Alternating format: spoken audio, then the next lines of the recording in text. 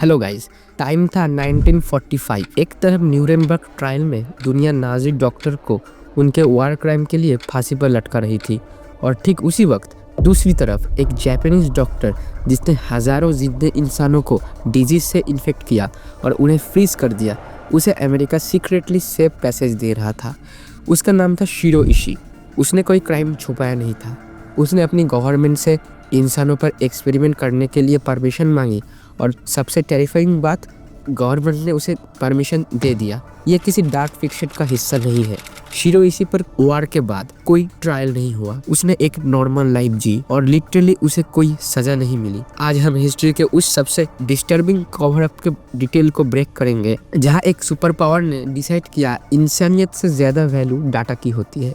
इस कहानी को समझने के लिए 1930s के जियोपॉलिटिक्स को समझना होगा। जापान एक एग्रेसिव एक्सपेंडिंग मिलिट्री पावर था जिसे एशिया डोमिनेंस के लिए लैंड और रिसोर्स रिक्वायर्ड थे। 1931 में क्वांगटुंग आर्मी ने मंचूरिया में एक फेक एक्सप्लोजन अरेंज किया, चाइना पर ब्लेम डाला और इस मैन्युफैक्चर क्राइसिस को यूज करके पूरे मंचूरिया पर कब्जा कर लिया। जब आप एक फॉरेन कंट्री पर ऑक्युपाई करते हो तो सोल्जर बुलेट से ज्यादा डिजीज से मरते हैं। कॉलेरा, टाइफॉइड एंड प्लेग आर्मीज को वाइप आउट कर देता था। जापान को अर्जेंटली एक एपिडेमिक प्रिवेंशन प्रोग्राम की जरूरत थी। हार्बिन के बाहर पिंगफैंग में एक मैसिव कंपाउंडमेंट सेटअप किया गया, epidemic prevention and water purification department. एक परफेक्ट नोबेल कवर एक डीपली सिनिस्टर ऑपरेशन के लिए। इस ऑपरेशन का हिडन कमांड स्ट्रक्चर था यूनिट 731। शिरो इशी कोई अनस्टेबल मैड साइंटिस्ट नहीं था, वो एक कोल्ड कैलकुलेटिंग लॉजिशियन था। उसका फ्रेमवर्क सिंपल था। उसने नोटिस किया 1925 के जेनेवा प्रोटोकॉल में बायोलॉजिकल वेपन को बैन किया जा रहा है। इशी ने डेड्यूस किया कि अगर इंटरनेशनल कम्युनिटी इन वेपन से इतना डरती है कि उसे बैन कर रही है, तो इसका स्ट्रेट मतलब है कि इनमें इनमेंस मिलिट्री पोटेंशियल है। वो वेपनाइज तो करना चाहता था, लेकिन लैब एनिमल्स पर नहीं। उसे एग्जैक्ट बायोलॉजिकल मैट्रिक्स चाहिए थे। उस लॉजिकल लीप को प्रूव करने के लिए उसे एक ऐसी चीज चाहिए थी जो कोई कन्वेंशनल लैब अफोर्ड नहीं कर सकता था, जो था रियल ह्यूमन डेटा। यूनिट 731 में रिसर्च दो लेवल पर एग्जीक्यूट होती थी। पहला था पैथोजन वेपनाइजेशन, प्लेग, एंथ्रैक्स और कॉलेरा को वेपन में कन्वर्ट करना। दूसरा और सबसे एक्सट्रीम था ह्यूमन एक्सपेरिमेंटेशन। विक्टिम को डिह्यूमनाइजेशन करने के लिए लकड़ियां बुलाया जाता, जिंदा सब्जेक्ट को डिजीज से इन्फेक्ट किया जाता, एक्सट्रीम प्रेशर और कोल्ड कंडीशन में फ्रीज किया जाता और पैथोजेंस का ह्यूमन बॉडी पर एक्चुअल इफेक्ट चेक करने के लिए इन्वेसिव प्रोसीजर किया जाता।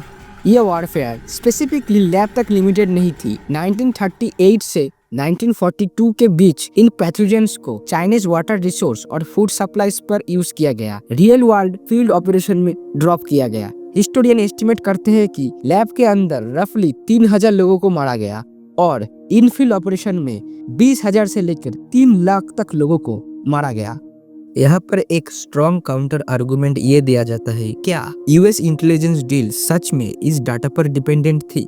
कुछ डिफेंस स्कॉलर आर्ग्यू करते हैं कि यूनिट 731 का ये extreme data American biological warfare program के लिए सिग्निफिकेंटली एडवांस और क्रूशियल था। वही दूसरे हिस्टोरियन इस हाइपोथेसिस को चैलेंज करते हैं कि इस ब्रूटली एक्सट्रैक्टेड डाटा की प्रैक्टिकल यूटिलिटी एक्चुअली बहुत लिमिटेड थी और अमेरिकन ऑफिशियल ने पैनिक और कोल्ड वॉर कंपटीशन के चक्कर में इसकी वैल्यू को कम्प्लीटली ओवरस्टेट कर दिया था। इसके अलावा डाटा वैलिडिटी की एक और कॉम्प्लेक्सिटी ये है कि सोवियत कस्टडी में दिए गए इन ऑफिसर के कन्फेशंस इनहेरेंटली बायस्ड थे, जो प्योरली रिलायबल एविडेंस नहीं माने जा सकते। डाटा की प्रैक्टिकल एक्यूरेसी चाहे जो भी हो, फाउंडेशन ट्रूथ चेंज नहीं होता। इंस्टीट्यूशन का प्राइमरी रिस्पॉन्स जस्टिस नहीं, मोनोपोली ओवर इंफॉर्मेशन था। अगस्त 1945 में जैसी सोवियत आर्मी ने मंचूरिया की तरफ इन्वेशन किया, यूनिट 731 ने सिस्टमैटिकली एविडेंस, रिकॉर्ड और बिल्डिंग को डिस्ट्रॉय करनी शुरू कर दी। ये सिस्टमैटिक डिस्ट्रक्शन उनके इंटरनल गिल्ट और अवेयरनेस को क्लियर करती है। जब इशी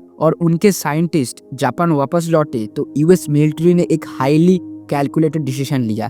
डिक्लासिफाइड डॉक्यूमेंट कंफर्म करते हैं कि जनरल डगलस मैकार्थर की अप्रूवल से अमेरिका ने एक्सक्लूसिवली इन टॉप साइंटिस्ट की प्रोटेक्शन ग्रांट की, स्ट्रिक्टली इनके रिसर्च डाटा के बदले में। टोक्यो वार क्राइम ट्रिब्यूनल में यूनिट 731 की लीडरशिप को ब्लाइंड स्पॉट में रखा गया। डिसीजन मॉडल नहीं, प्योरली स्ट्रेटेजिक था। एनिमी नॉलेज को अपने एडवांटेज में कन्वर्ट करना। एक अनकंफर्टेबल ट्रूथ जो हिस्ट्री बुक अक्सर इग्नोर करती है वो ये है कि एट्रोसिटी कभी मॉन्स्टर अकेले नहीं करते, ये स्ट्रिक्टली ऑर्गेनाइज सिस्टम करते हैं। हिरोइशी एक मेडिकल आर्गुमेंट प्रेजेंट किया, कमांडर्स ने स्ट्रेटेजिक अप्रूवल दी और गार्ड ने फैसिलिटी रेस्क्यू किया। थर्ड लेयर पर रिस्पॉन्सिबिलिटी इंटेंशनली डिफ्यूज कर दिया गया ताकि कोई सिंगल इंडिविजुअल जिम्मेदार फील ना करे। वार के एंड पर एक दूसरे सुपर पावर ने भी एक कैलकुलेशन की। उन्होंने डिसाइड किया कि ये नॉलेज इतनी वैल्यूएबल है कि ये सवाल पूछना जरूरी नहीं है कि ये इंफॉर्मेशन कैसे हासिल हुआ। अकाउंटेबिलिटी तभी पॉसिबल होती है जब सिस्टम उसे अलाउ करे, लेकिन जब पावरफुल इंस्टीट्यूशन खुद डॉक्यूमेंट्स को क्लासिफाई करते हैं और कवर अप्स क्रिएट करते हैं तो प्रॉब्लम सिर्फ इंडिविजुअल की नहीं होती, पूरा सिस्टम का होता है। और ये हिस्ट्री सिर्फ पास्ट की स्टोरी नहीं है, इसे समझना इसलिए जरूरी है क्योंकि जस्टिस वर्सेस स्ट्रेटेजिक एडवांटेज का ये कैलकुलेशन जियोपॉलिटिक्स में आज भी बिल्कुल वही तरह से एग्जिस्ट करता है।